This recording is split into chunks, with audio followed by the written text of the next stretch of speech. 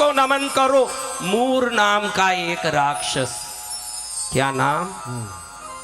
मूर। मूर ने बड़ी तपस्या की। देखो राक्षसों की तपस्या का इतिहास सुनोगे, हिरण्यकश्यप ने तपस्या करके स्वयं को इतना बलवान बनाया कि मैं भगवान हूं बोलने की घोषणा करने जितना अहंकार पाई। भस्मासुर हुए, पद्मासुर हुए, तारकासुर हुए, कितने राक्षस। उनकी तपस्या का राक्षसों से भी सीखने जैसा कुछ है। मन को वश में करके तप करने का बल। मूर ने ऐसी तपस्या की जिस तपस्या से इंद्रासन हिलने लगा और चारों तरफ वातावरण में एकदम भयानक नश्वरता गूंजने लगी। इंद्र ने अग्नि को भेजा कि जा इसको जला दे भाई, ये रहेगा तुम इंद्रासन पर हावी हो जाएगा। उस समय जाकर के अग्नि ने उसको जलाने की कोशिश की। लाख फूंक मारे, बड़ी मस्ती से मूर ईश्वर का नाम लेते जाएं, तिनका भी मूर को जलाने को तो दूर की बात, उसके बाल को नहीं जला पाया अग्नि।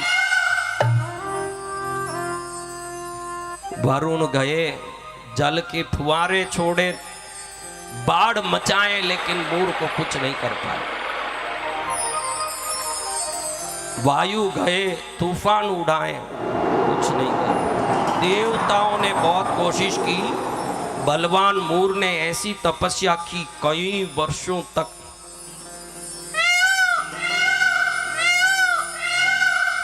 उस तपस्या से प्राण प्रसन्न हो करके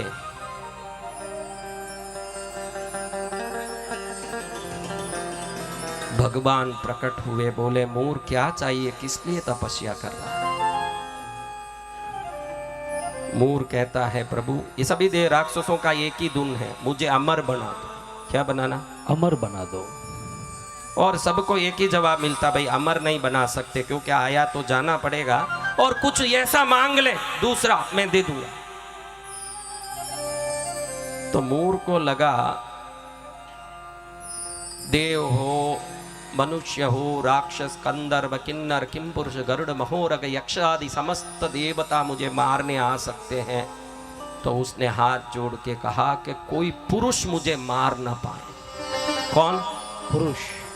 उसने सोचा ये स्त्री क्या मुझे मारेगी, मेरी जो इस भुजा में मैं 10 लाख स्त्रियों को झूला झूलाता हूँ, उस भुजाधारी को कौन स्त्री मार पाएगी, मुझे कोई स्त्री क्या कर पाएगी। इसलिए उसने भगवान से क्या मांग लिया? क्या मांगा? पुरुष। देव, किन्नर, गंधर्व, यक्ष, राक्षस, महोरग आदि समस्त कोई भी प्रजाति का पुरुष मुझे न मार सकते।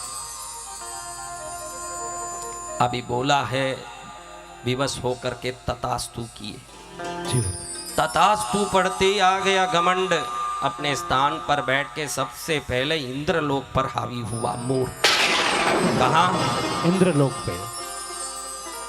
इंद्र अच्छी तरह जानता है कि वरदान प्राप्त है, डर के मारे भाग ही गया, आसन पर बैठ गया।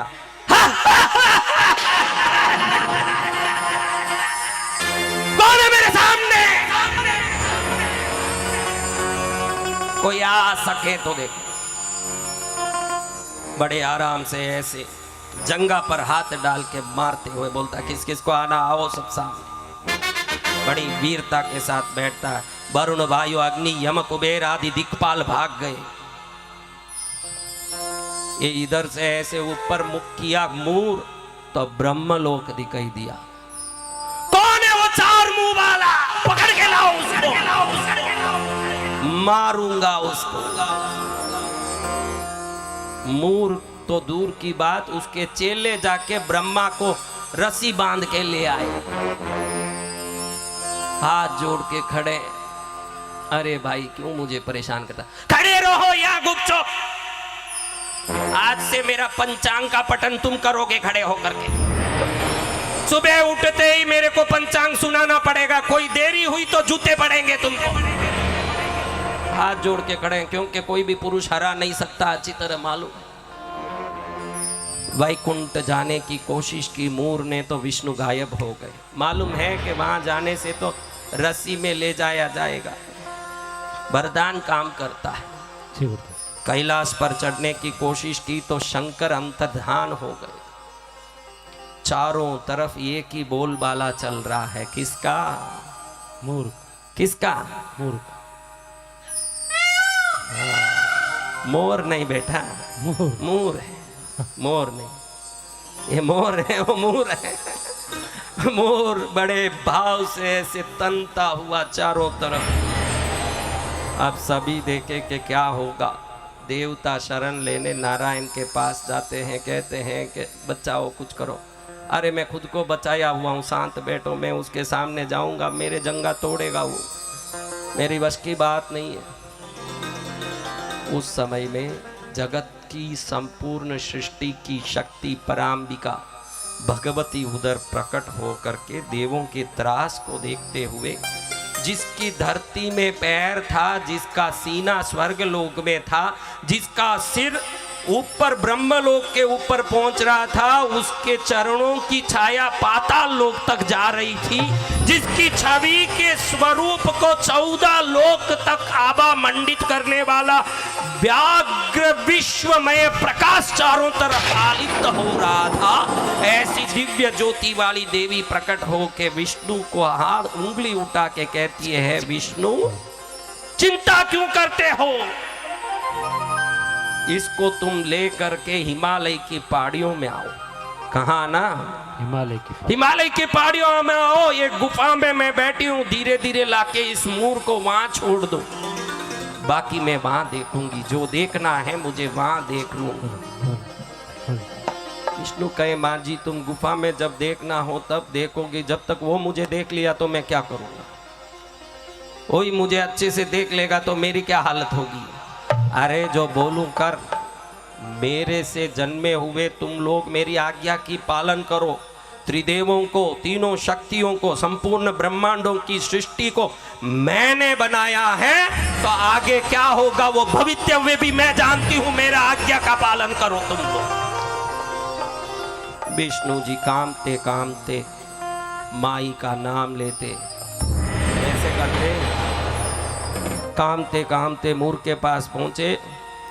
जैसे सुग्रीव बाहर जाके वाली को आवाज देता था, वाली बाहर आ, जैसे सुग्रीव हर बार राम के भरोसे वाली को पुकारता था, विष्णु भगवती के भरोसे मूर को पुकारने गए। भगवती के भरोसे मूर को पुकारने जाके, मूर बाहर आ, तुझे मारने में विष्णु आया हूं। मूर ने मूंछ पर हाथ डाल के, विष्णु, वैकुंठ से भागा हुआ विष्णु अब मेरे सामने आया है, क्षण में तेरे जांघों के 2 टुकड़े करता हूं।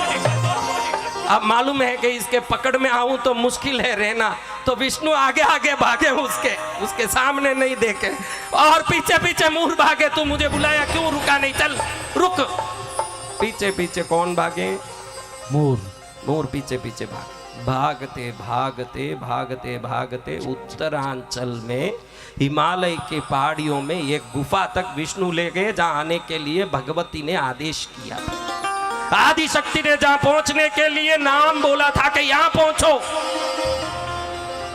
धीरे से वहां ले जाकर के विष्णु ऐसे ही गायब हो गए। जैसे ही गुफा में वो मूर पहुंचा, विष्णु गायब हो गए, क्योंकि अब सामने रहूंगा तो मेरा मुश्किल है। गायब हो गए।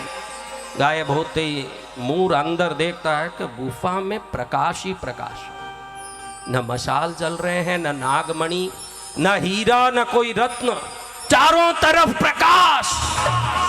क्या हो रहा है? चारों तरफ प्रकाश।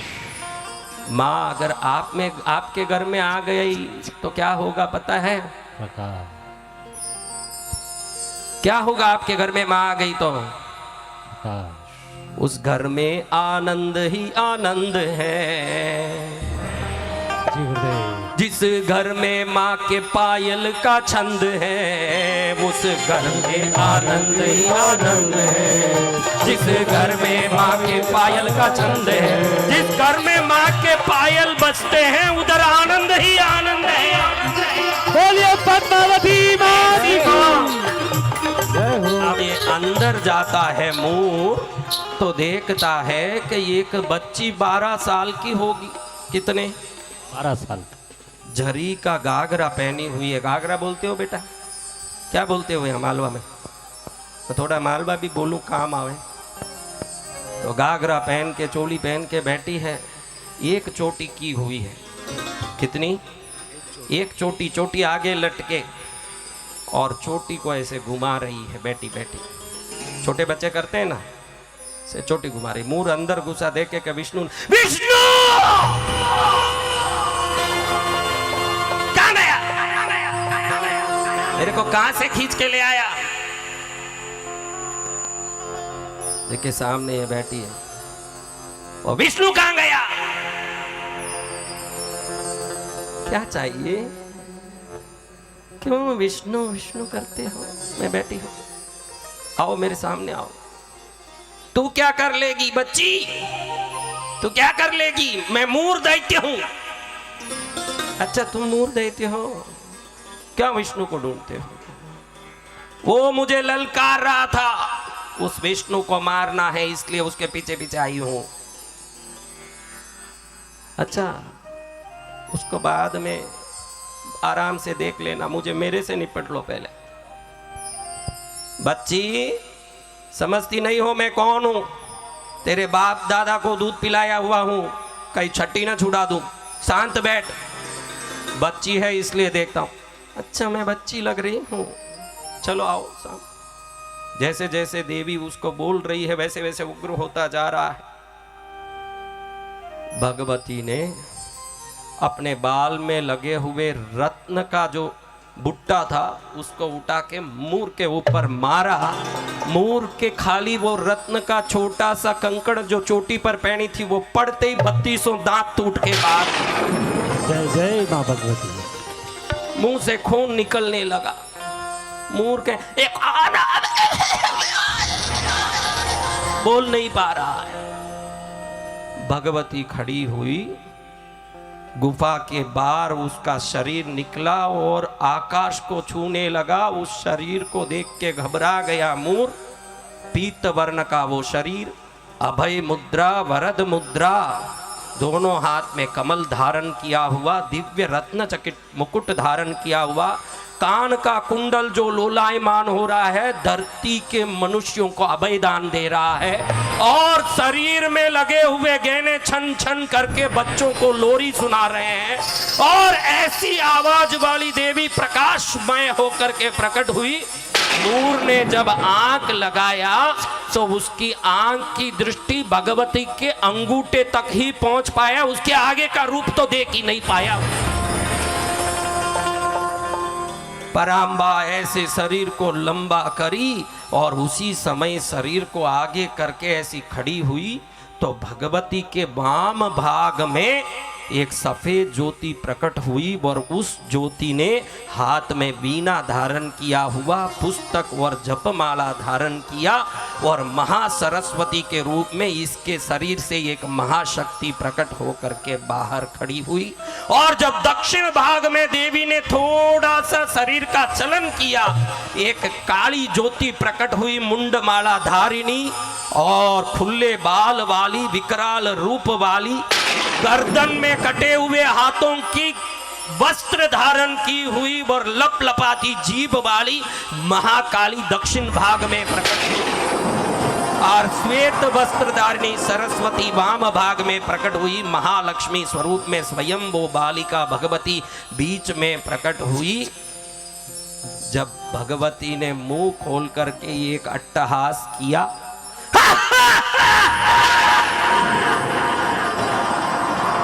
इस आवाज मात्र से तीनों लोकों में पेड़ सब उकड़ करके फीकने लगे, चारों तरफ आवाज होने लगी और इस आवाज से मूर 1400 योजन दूर जाके गिरा उस आवाज की ध्वनि से। भगवती ने अपना हाथ लपकाया तो वो हाथ 1400 योजन लंबा हुआ और मूर को पकड़ करके ऐसे पछाड़ी और पछाड़ करके बोलती है, विष्णु कहां गया जो तू डर रहा था? मैं आदि शक्ति हूं, मेरे सामने काय को त्रिदेव डरते हो? विष्णु खड़े हुए हाथ जोड़ के, तुझे वरदान देती हूं विष्णु कि तूने मेरी आज्ञा का पालन करके इसको यहां तक पहुंचाने का काम किया। अरि शब्द का अर्थ है अरि, अरि शब्द का अर्थ है शत्रु, अरी शब्द का अर्थ क्या है संस्कृत में? शत्रु। इसीलिए मूर के अरी बने हो तुम। भगवती कहती है कि तुम मूर के अरी बन गए हो, उसको यहां तक पहुंचाया शत्रु बन के। इसलिए आज से दुनिया तुमको मुरारी कहेगी, मूर की अरी।